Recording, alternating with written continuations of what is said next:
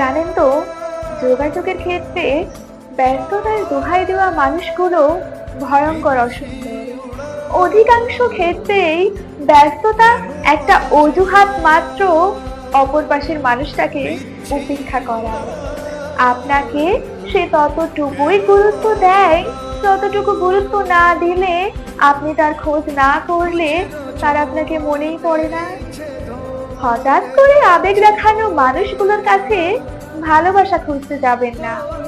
আপনার জীবনে এমন কিছু মানুষ আছে যাদেরকে আপনি আপনার প্রিয়জনেও পাবেন না, আর অপ্রিয়জনেও পাবেন না, কিন্তু হঠাৎ দেখা হলে কিংবা কথা হলে তারা আপনার প্রতি ভীষণ ভালোবাসা দেখাবে, অধিকার দেখাবে, যেন আপনাকে নিয়ে তার রোজই ভীষণ চিন্তা।